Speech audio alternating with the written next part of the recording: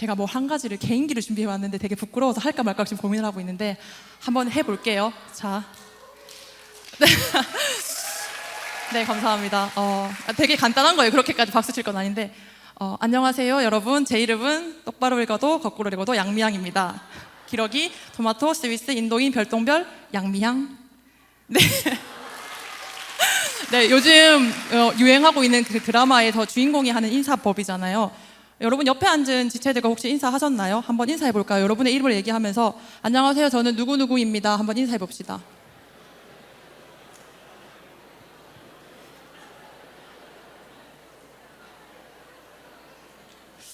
네, 여러분 제가 약 일주일 전에 그 고양이 한 마리가 생겼습니다.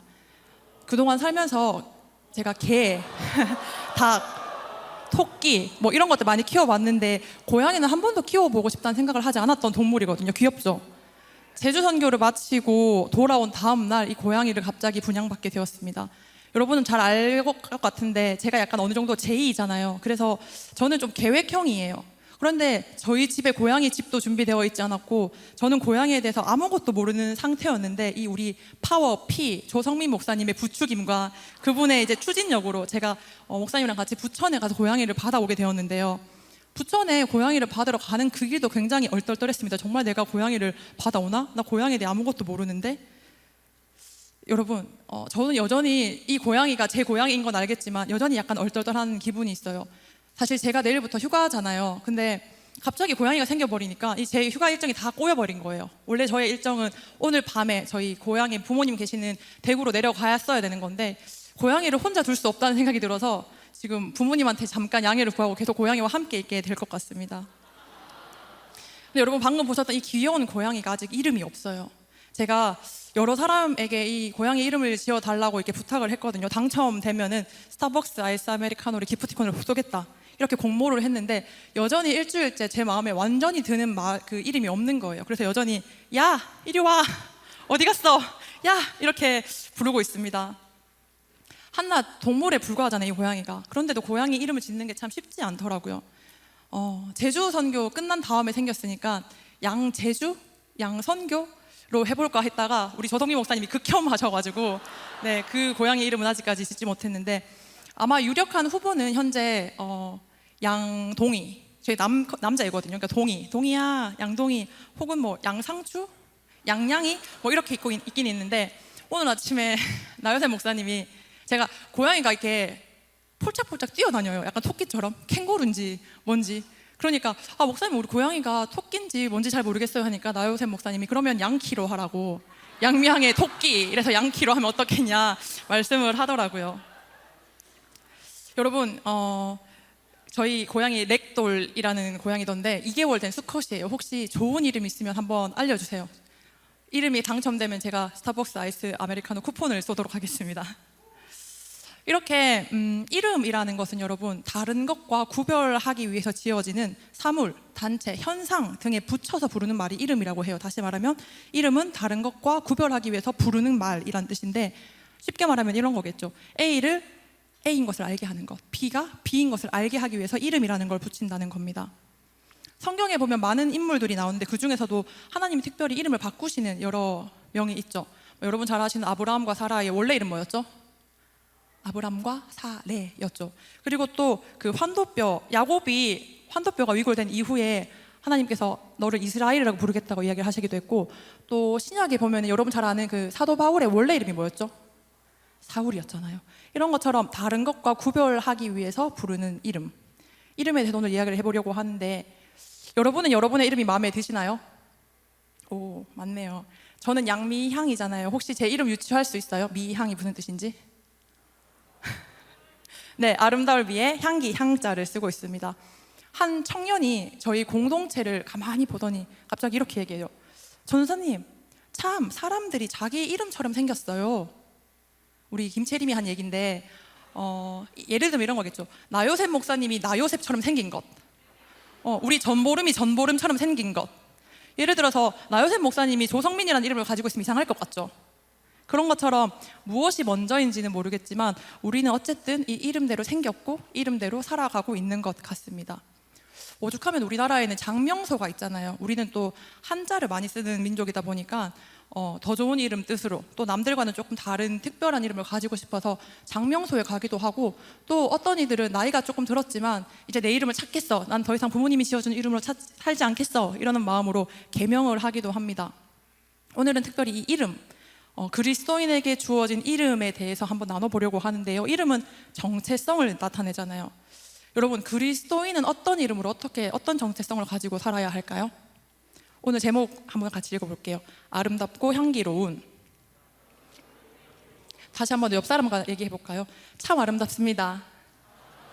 좋은 향기가 나네요. 좋은 향기 납니까, 여러분? 저는 여러분 알다시피 좀 다른 군장님들과 달리 나름 그 SNS를 좀 하는 편인 것 같아요. 그래서 선교 다녀온 이후에 청년들이 올려놓은 피드를 한번 이렇게 쭉 봤는데, 열심히 사역한 사진도 물론 있지만 예쁜 자연들, 특별히 밤하늘에 반짝반짝한 별들, 그리고 파도, 바다, 물결, 어떤 친구들 돌고래 영상, 이런 것들까지 예쁜 자연들을 찍은 사진들을 올려놨더라고요. 여러분 자연 좋아하시나요? 이처럼 여러분도 아마 이 자연 만물, 예쁜 자연을 한 번쯤 찍어본 경험이 있을 건데요. 아름다운 자연을 보면 여러분 어떤 생각이 듭니까? 함께 1절 말씀 읽어볼게요. 시작. 여호와 우리 주여, 주의 이름이 온 땅에 어찌 그리 아름다운지요, 주의 영광이 하늘을 덮었나이다. 아멘. 여러분, 오늘 읽었던 이 시편 8편은 다윗의 시라고 많이 알려져 있거든요. 저자 역시도, 이 다윗 역시도 아름다운 자연 만물을 보면서 감탄합니다. 그런데 그냥 감탄만 한 것이 아니라 이 자연의 주인이신 하나님을 찬양하는 것입니다. 여호와 우리 주여, 주의 이름이 온 땅에 가득 넘치도록 아름다울 뿐만 아니라 그 영광이 하늘까지 덮었습니다 하고 1절에서 이렇게 고백하는 거예요. 선교가 끝나는 금요일에 이제 제가 운전을 해서 제주공항으로 가고 있었는데 해안도로를 이렇게 가고 있었거든요. 근데 갑자기 나온 바다가 너무 멋있는 거예요. 그래서 바다 너무 멋지다 이렇게 운전하고 있었는데, 마침 재치 있게 제 조수석에 앉았던 그 김예은 자매님께서 제 핸드폰을 가져가더니 막 사진을 찍어 주시는 거예요. 금방은 확인 못했고 돌아오는 비행기에서 그 사진을 봤는데, 바다가 진짜 그 바다를 그냥 스쳐 지나온 게 너무 아쉬울 정도로 어마무시하게 예쁜 거예요. 보면서 어떤 느낌이었냐면, 우리 하나님 정말로 멋진 예술가시다라는 생각이 들었습니다. 여러분, 자연을 보면서 하나님을 발견해 본 적 있으신가요? 단순히 태초에 하나님이 천지를 창조하셨다라는 그 문구로 이해하는 하나님 말고요, 이 자연 만물에서 드러나는 하나님을 여러분 혹시 보신 적 있으신가요? 10년도 더 지난 일인 것 같은데, 제가 지금보다 조금 더 하나님과 가까웠을 때, 조금 더 순수했을 때였거든요. 매일매일 하나님이랑 묵상하는 게 너무 좋아가지고 막 그렇게 있던 때였는데, 어느 날 교회를 가려고 버스 정류장을 갔습니다. 그런데 버스 정류장에 도착을 하고 보니 제가 버스 카드를 안 가지고 온 거예요. 그때는 학생 때여서 신용카드 이런 게 있을 때가 아닌데 버스 카드가 없어서 어떻게 해야지 보니까 제 주머니에 5,000원짜리 지폐가 한 장이 있더라고요. 5,000원짜리 한 장과 교통카드가 없는 저. 고민을 했습니다. 집에 가서 교통카드를 가지고 와야 되나. 그런데 갔다 오면 왠지 모임에 늦을 것 같은 거예요. 그래서 약간 부끄럽지만 일단 기사 아저씨께 설명을 좀 해야겠다 해서 버스를 탔습니다. 타서 기사님, 제가 지금 5,000원권이 있는데 혹시 5,000원 내고 나머지 거슬러 주실 수 있으세요? 라고 하니 우리 기사 아저씨께서 그냥 타세요 이러시더라고요. 그래서 제가 우리 하나님 진짜 대박이다. 나 늦을까 봐 늦지 말라고 이 기사 아저씨의 마음을 움직였구나, 이런 마음으로 감사함에 좌석에 앉았거든요. 근데 그날따라 날씨가 진짜 완전 죽여주더라고요. 밖을 봤는데 엄청 예쁜 하늘과 막 반짝반짝 빛나는 햇살과 산들산들 불어오는 바람이 너무 멋있는 거예요. 그런 거 보면서 제가 진짜 우리 하나님 정말 최고다. 어떻게 이 기사 아저씨에게 내 버스비도 받지 않게 했을 뿐더러 이 자연까지도 이렇게 멋지게 만들어 놓으셨을까. 하나님이 정말 최고다 하고 주님을 찬양했던 적이 있습니다. 여러분, 우리가 매일매일 하나님의 말씀을 즐거워하고 그 말씀을 주야로 묵상하면요, 우리는 하나님이 만드신 이 자연 만물을 바라보는 새로운 눈을 가지게 됩니다. 이런 일상 속에서도 하나님의 이름을 찾게 되고 그 하나님의 아름다운 이름을 찬양할 수 있게 된다는 거예요. 혹시 제 얘기 듣고 그 기사님이 4천 얼마 거슬러 주기 귀찮아서 그러셨던 거 아닐까라고 생각하는 분들, 여러분, 우리 좀 더 순수해집시다. 하나님이 이 모든 과정을 통해서 합력해서 선을 이루시는 분이잖아요. 비록 우연하게 보일지라도, 비록 그냥 그러다 보니 된 거겠지라고 보여지는 그 순간들도 우리가 믿음의 눈으로 하나님이 어떻게 예비해 놓으셨고 예정해 놓으셨는지를 발견하는 것이 바로 우리가 걸어가야 할 길인 거예요. 우리 모두 하나님이 창조하신 세상을 바라보면서 그분의 이름을 찾을 수 있기를 소망합니다. 그분을 찬양할 수 있는 아름다운 눈을 가지는 우리 뉴액지 되기를 기대합니다. 저자 다윗이 이 3절 말씀에서 이렇게 얘기했거든요. 주의 손가락으로 만드신 주의 하늘과 주께서 베풀어 두신 별을 보고 나서 뭐라고 4절에 고백하냐면요. 4절 한번 같이 읽어볼까요? 4절 읽겠습니다. 시작.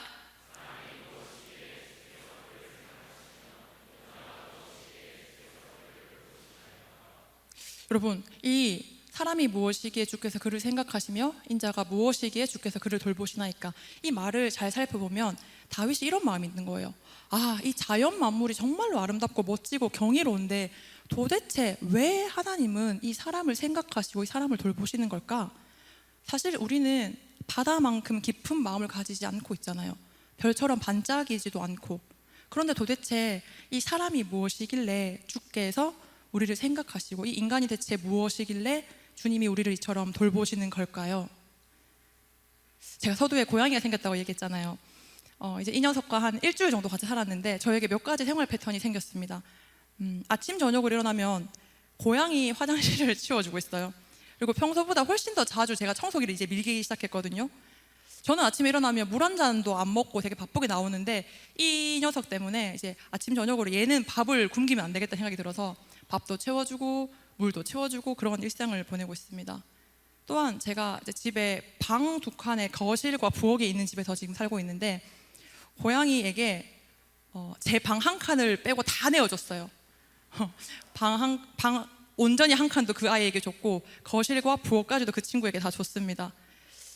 그래도 적어도 내 방만큼은 좀 사수하고 싶어서 방에 문을 닫고 자기 시작했거든요. 근데 이제 에어컨이 거실에 있으니까 방에 제 방 문을 닫으니까 얘는 굉장히 시원하게 자고 있는데 저는 굉장히 땀 흘리면서 자고 있더라고요. 여러분, 아무것도 아닌 이 고양이, 이제 안면 튼 지 일주일밖에 안 된 이 고양이도 저한테 벌써 이 정도의 영향력을 끼치기 시작했는데 하나님께 저와 여러분은 어떤 존재인지 혹시 아세요? 오늘 5절 말씀 함께 읽겠습니다. 같이 읽을게요. 시작. 영화와 종기로 관을 씌우셨나이다. 아멘. 우리의 정체성, 우리에게 주신 이름이 무엇인지를 이 5절 말씀을 통해서 한번 보고 싶은데요. 한번 같이 따라해 볼까요? 하나님보다 조금 못한 존재.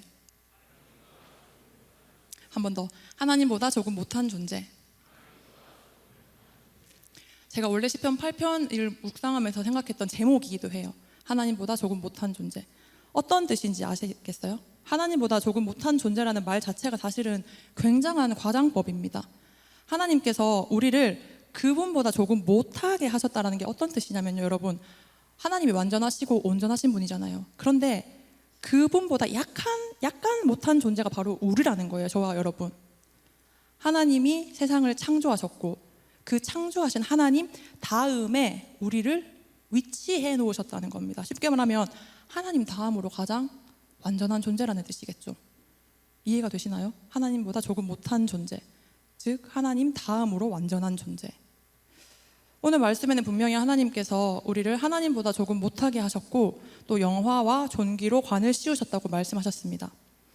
그런데 여러분, 우리가 잘 생각해보면 우리는 사실 스스로를 좀 못마땅해 하는 경향이 있죠. 그렇죠?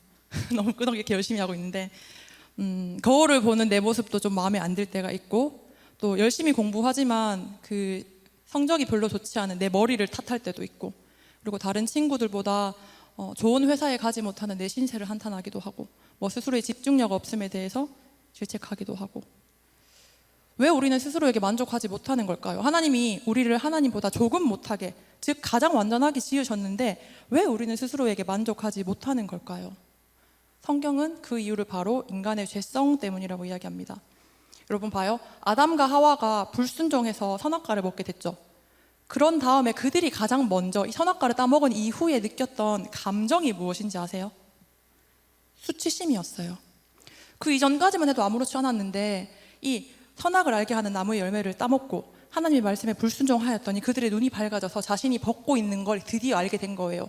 갑자기 벗게 된 거 아니라 원래부터 벗고 있었는데 이제야 벗게 된 줄 알게 되고 자신이 그제서야 부끄러움, 수치심을 느껴서 무화과 나뭇잎으로 자신을 가리고 하나님의 몸으로부터 숨게 되는 거잖아요. 여러분, 이러한 죄의 결과는 우리에게도 여전히 남아 있습니다. 보시기에 심히 아름답게 창조하셨던 원래의 우리 모습을 잃고 우리도 숨기고 모른 척하고 수치스러워하고 부끄러운 척하고 아닌 척하고 그러잖아요. 죄의 결과는 이뿐만이 아닙니다. 아담과 하와를 찾으시는 하나님의 음성에 아담이 뭐라고 얘기하죠? 하나님이 주신 이 여자 하와 때문에 먹었습니다. 그럼 이 하와는 뭐라고 얘기하죠? 뱀이 나를 깨웠기 때문에 먹었습니다. 이렇게 서로를 탓하게 되는 거잖아요. 이게 너무나도 우리의 모습 아닙니까, 여러분? 우리는 자기 자신을 미워하는 걸로도 모자라서 그분의 형상대로 창조된 공동체, 다른 사람들을 미워하게 됩니다. 자기 잘못은 인정하지 않으면서 다른 사람을 막 지적하는 거예요. 우리가 너무나 가장 자주 그리고 잘하는 행동이잖아요. 독일의 시인 헤르만 헤세가 이렇게 말했습니다. 우리는 누군가를 미워할 때 단지 그의 모습을 빌려서 자신의 어떤 면을 미워하는 것이다. 자신에게 없는 것 때문에 흥분하는 사람은 없다. 여러분, 그렇지 않습니까? 우리 안에도 우리가 가진 어떠한 모난 부분을 남들에게 발견할 때 그 남들을 정죄하고 미워하고 비판하고 판단한다는 거예요. 이렇게 모나고 울퉁불퉁한 죄성 가득한 나를 회복하시기 위해서 바로 예수님이 오신 거잖아요. 내가 나를 미워하고 내가 다른 이들을 미워하는 이 사랑 없는 우리의 죄값을 치르시려고 하나님께서 예수 그리스도를 이 땅에 보내신 거예요. 죽기까지 사랑하신 그분 때문에, 그분의 희생으로 우리가 드디어 마침내 이 아까 말했던 영화와 존귀의 관을 쓸 수 있게 된 것입니다. 에베소서 5장 2절 말씀에 이렇게 이야기하거든요. 그리스도께서 너희를 사랑하신 것 같이 너희도 사랑 가운데서 행하라. 그는 우리를 위하여 자신을 버리사 향기로운 제물과 희생 제물로 하나님께 드리셨느니라. 여러분, 그리스도께서 너희를 사랑한 것 같이 너희도 서로 사랑하라고 이야기합니다. 예수 그리스도께서 우리를 위해서 그분의 자신의 생명을 버리신 거예요. 그래서 예수님이 우리를 얼마나 사랑하시는지를 안다면 이제는 나 자신을 사랑할 수 있을 뿐만 아니라 하나님의 형상대로 지음받은 다른 이들까지도 품고 수용할 수 있게 된다는 거죠. 사랑 안에서 행할 수 있다는 겁니다. 우리가 하나님의 형상을 회복하면 하나님이 지으셨던 원래의 모습대로 하나님보다 조금 못한 상태로 회복할 수 있습니다. 하나님의 형상대로 지음받은 자라는 정체성을 회복하고 우리 스스로를 사랑하고 또 서로를 사랑할 수 있기를 소망합니다. 네, 그렇다면 하나님이 주신 우리에게 그 이름 두 번째는 무엇인지 한번 6절을 통해서 읽어볼까요? 6절 같이 읽습니다. 시작.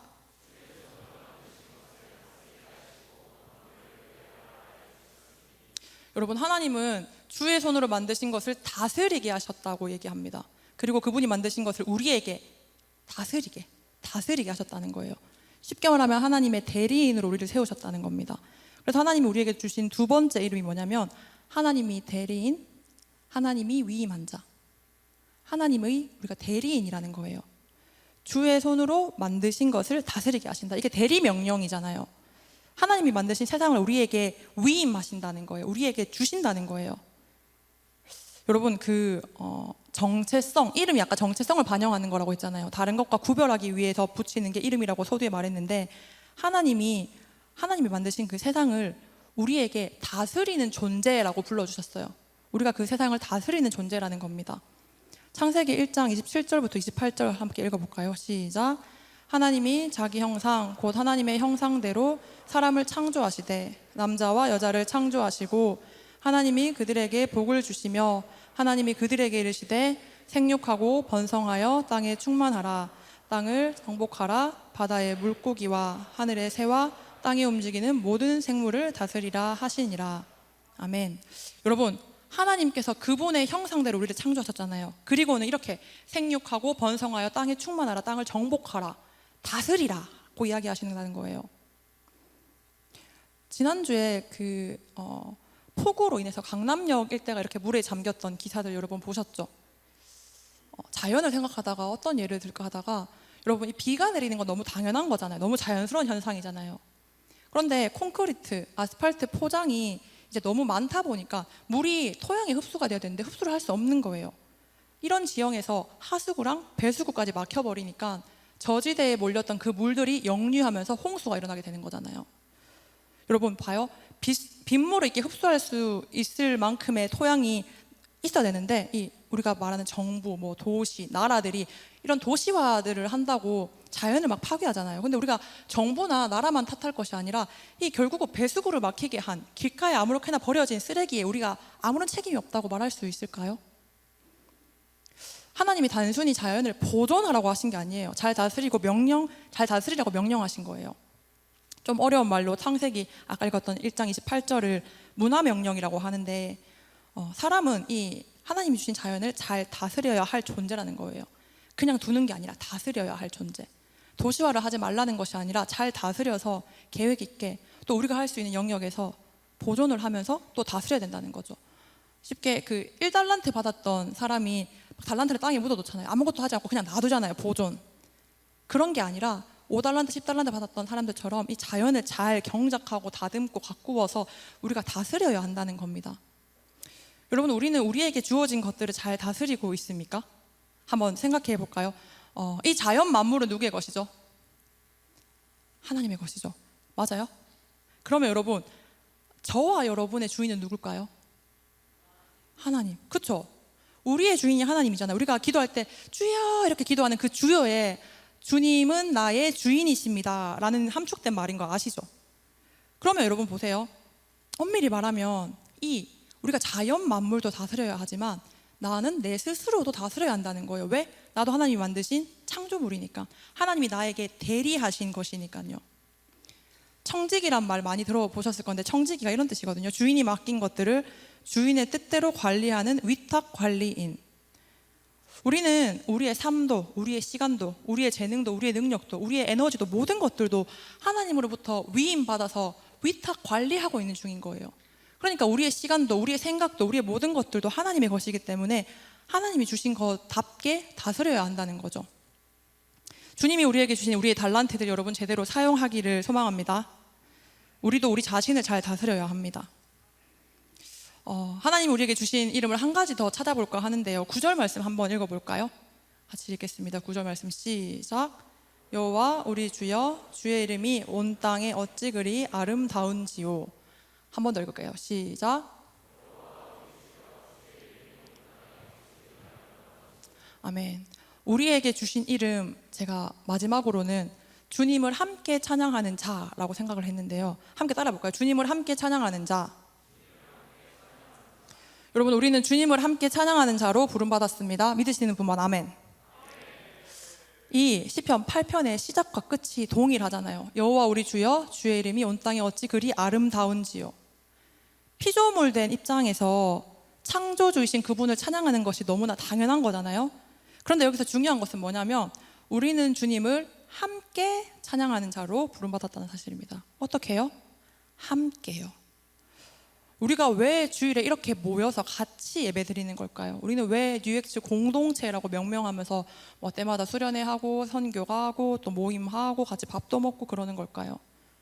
내일이 빨간 날이어가지고 이제 팀마다 뭐 순마다 1박으로 놀러 가는 팀들도 있는 것 같고 보니까 오늘 예배 마치고 지금 MT 갈 준비하고 있는 팀들도 있는 것 같은데 여러분 우리가 굳이 혼자서 집에서 예배 드릴 수 있는데 혼자서 그냥 성경 읽고 찬양하면 되는데 왜 이렇게 모여서 같이 예배 드리고 같이 찬양하면서 함께 하고 있는 걸까요? 오늘 말씀에 따르면 우리가 하나님을 함께 찬양하는 자로 부름받았기 때문입니다. 9절에 읽었던 말씀에 여호와 우리 주여 주의 이름이 온 땅에 어찌 그리 아름다우신지요 말하잖아요. 여호와 나의 주여 하지 않는 거예요. 여호와 우리 주여라고 이야기하고 있습니다. 여러분 이러한 연합은요, 우리는요 하나님의 속성이에요. 창세기 1장 26절에 하나님이 이르시되 우리의 형상을 따라 우리의 모양대로 우리가 사람을 만들자라고 이야기하시는 거예요. 우리가 성부 성자 성령의 삼위 하나님의 그 놀라운 연합하심도 우리가 그것들을 본받았다는 거거든요. 함께 모여서 함께 주님을 찬양하는 것, 그것이 원래 우리에게 주어진 이름입니다. 그것이 우리의 정체성인 거예요. 우리가 제주 선교를 다녀온 지 이제 한 일주일쯤 됐잖아요. 그리고 캄보디아 선교가 한 일주일 정도 남았는데 우리가 이렇게 정체성, 우리가 하나님을 함께 찬양해야 되는 사람들인 걸 알기 때문에 우리가 굳이 전도를 나가고 굳이 선교를 가는 거예요. 여러분 잘 알고 계시겠지만 우리 교회는 전도와 선교가 엄청 풍성한 교회인 거잖아요. 그냥 우리끼리만 하나님을 믿으면 되는 것이 아니라 우리가 아는 이 하나님의 이름을 아직 그 이름을 모르는 자들에게 가서 전하는 것, 하나님의 아름다움을 전하기 위해서 우리가 계속해서 전도를 하는 거잖아요. 뭐 곧 다시 캠퍼스 전도, 역전도 이런 걸 할 거지만 그 외에도 우리가 여름이면 방학이면 항상 뭐 동해 선교, 제주 선교, 또 캄보디아 선교 이렇게 가는 것들도 우리가 아는 그 하나님의 이름을 다른 이들에게도 전하기 위한 것이라는 겁니다. 그것이 우리의 정체성이기 때문에, 그것이 하나님이 기뻐하시는 일이기 때문에, 그것이 우리가 부름받은 이름이기 때문에 하는 거예요.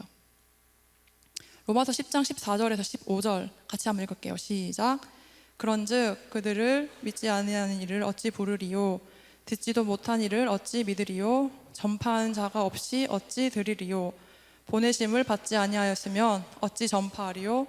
기록된 바 아름답도다. 좋은 소식을 전하는 자들의 발이여 함과 같으니라.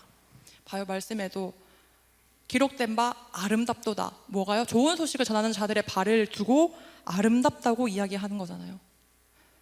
제주 선교 마지막 날 밤에 저희가 함께 모여서 성산서부교회에서 예배를 드렸거든요. 여러분 아마 가셨던 분들은 기억하시겠지만 초반에 에어컨이 나오지 않았어요.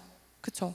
그래서 에어컨 없는 그 무더운 시간에 원래 한 80석 정도 되는 그 공간에 저희가 100명이 넘게 앉아가지고 땀 뻘뻘 흘려가면서 찬양을 했거든요. 여러분 아마도 우리에겐 땀 냄새가 났을 거예요. 그쵸?